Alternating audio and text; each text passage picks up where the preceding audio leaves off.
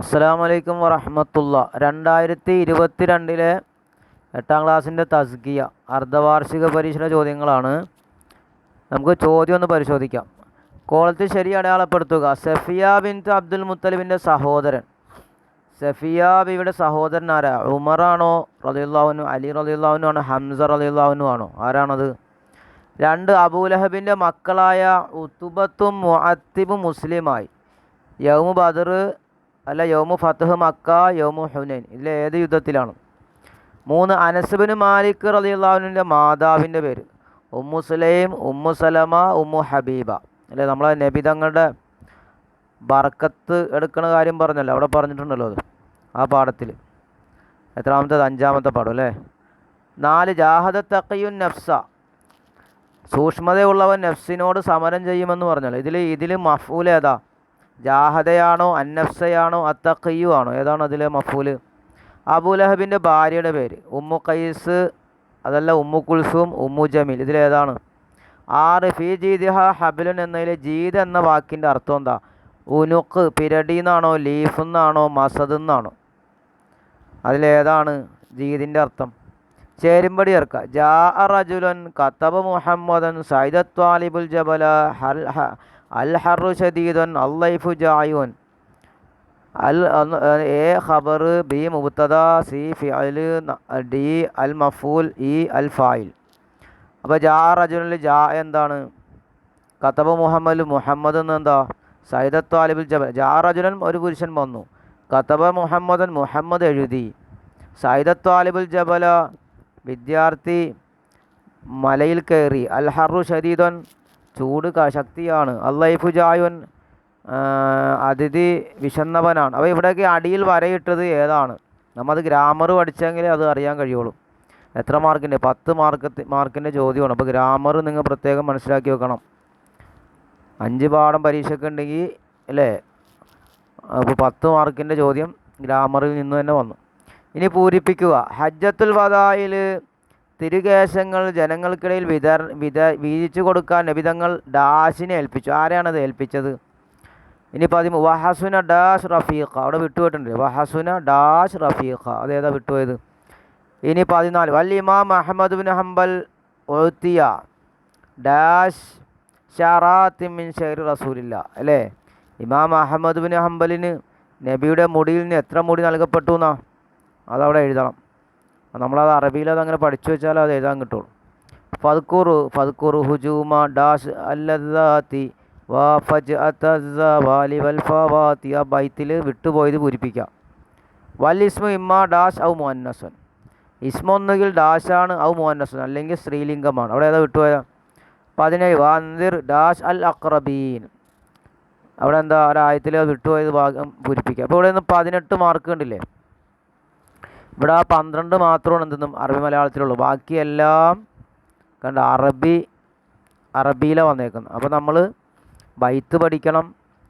അപ്പോൾ തന്നെ നിർവചനങ്ങൾ പറയുമല്ലോ, നിർവചനങ്ങൾ പഠിച്ചു വെക്കണം. പിന്നെ വലിയ ഇമാം അഹ്മദ് ബിൻ ഹംബൽ ഊത്തി അതുപോലെ ഉള്ളതൊക്കെ അറബി വായിച്ച് പഠിക്കണം. നിർവചനങ്ങൾ മറ്റൊക്കെ പഠിച്ചാലാണ് ഈ 18 മാർക്കിൻ്റെ ചോദ്യങ്ങൾ ഉത്തരം നമുക്ക് എഴുതാൻ കഴിയുള്ളൂ. അപ്പോൾ അങ്ങനെ ഇപ്പോൾ നേരത്തെ പറഞ്ഞ 10 മാർക്കിൻ്റെ ഗ്രാമറിലായിരുന്നു. ഇവിടെ കണ്ട ഗ്രാമറിൽ തന്നെ 16ാമത്തെ ചോദ്യം ഗ്രാമറിലുള്ളതാണ്. 16ാമത്തെ ചോദ്യം. അപ്പോൾ തന്നെ എത്ര മാർക്കായി? 3 മാർക്ക്. 13 മാർക്ക് അങ്ങനെ. പിന്നെ ഈ 15 മാർക്ക് പൂരിപ്പിക്കാൻ വരുന്നതിൽ ശ്രദ്ധിക്കണം. അറബി ലഫ്ലുകൾ തന്നെ അതേപോലെ പഠിച്ചു വെക്കണം. ചില പ്രധാനപ്പെട്ട ഭാഗങ്ങളൊക്കെ പഠിച്ചു വെക്കാം.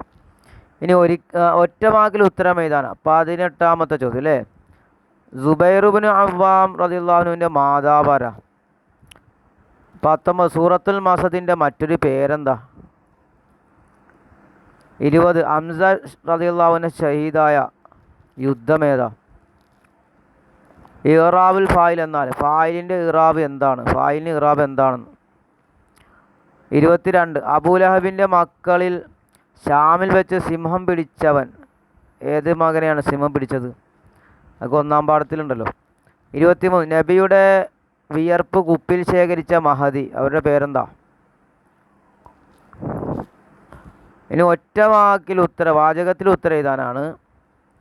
ഒറ്റ വാചകത്തിൽ ഉത്തരം എഴുതാം. 24 അള്ളാഹു താലയും റസൂൽ സല്ലല്ലാഹു അലൈഹി വസല്ലമയും അനുസരിക്കുന്നവർ ആരുടെ കൂടെ ആയിരിക്കും അല്ലേ? വഹസന ഉലായിക റഫീഖ എന്ന പാഠത്തിൽ പറഞ്ഞിട്ടില്ലേ? ആ പാഠം വായിച്ചു നോക്കി അറിയാം.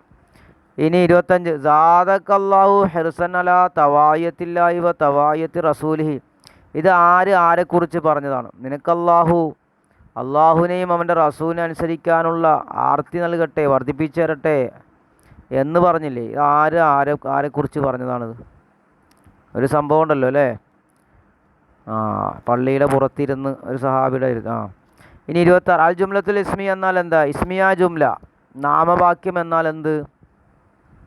അതും ഗ്രാമർ. കണ്ട, ഗ്രാമറിൽ നിന്ന് തന്നെ ചോദ്യം നോക്കിയേ. എത്ര മാർക്കിൻ്റെ ആണത്? 4 മാർക്ക്. അവിടെ ഇപ്പോൾ എത്രയായി? 17 മാർക്കോളായി ഗ്രാമറിൽ നിന്ന്. ഇനി 27 അഹ്മദ് ബിൻ ഹംബൽ മരണസമയത്ത് ചെയ്ത വസിയത്ത് എന്തായിരുന്നു? അഹ്മദ് ബിൻ ഹംബൽ തങ്ങൾ മരണസമയത്ത് ചെയ്ത വസിയത്ത് എന്തായിരുന്നു? അല്ലെ, ആ മുടിയുടെ വിഷയമല്ലേ? അത് നല്ലോണം മനസ്സിലാക്കി നോക്കാം. 28 സന്ദർഭം വിവരിക്കുക. അസബത്തി, നീ സത്യം കൈവരിച്ചു. എന്താണ് ഈ സന്ദർഭം? അത് തബറുക്കുമായി ബന്ധപ്പെട്ട പാഠത്തിലാണതുള്ളത്. 29 ആശയം എഴുതുക. വസിൻ ബി ഹുക്മി ശർഇ കുല്ല ഖാതിരി ഫയകും മഅമൂറഹു ഫബാദിരി. ആ ബൈത്തിൻ്റെ അർത്ഥം ഇതാ.